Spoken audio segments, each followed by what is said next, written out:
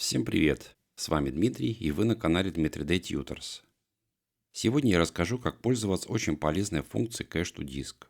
Она позволит сэкономить много времени при загрузке определенной готовой части проекта. Сейчас я открыл проект и вижу, что визуализация всего дерева выполняется достаточно долго. В некоторых нотах видно, как пробегает зеленый ползунок, говорящий о рендеринге. Вот здесь и здесь. Просчет изображения готов.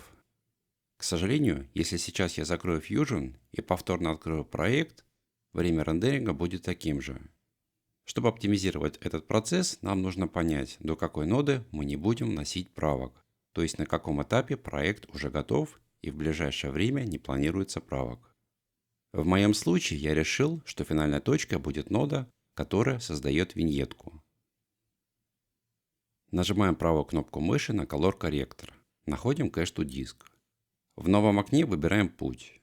Я решил оставить его по умолчанию. Галочку Enable Cache оставляем включенной.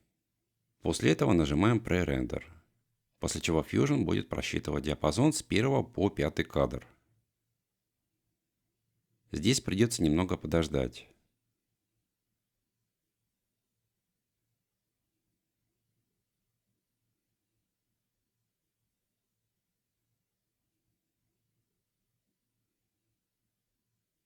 После этого у ноды Color Corrector появится иконка, которая предполагает наличие кэша файлов.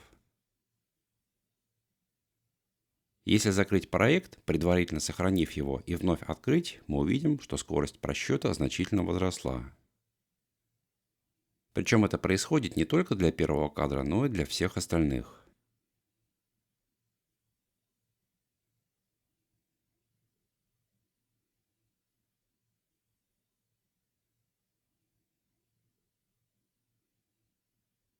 Для того, чтобы удалить кэш, нажимаем правой кнопкой мыши, выбираем Cache to Disk и нажимаем Delete Cache.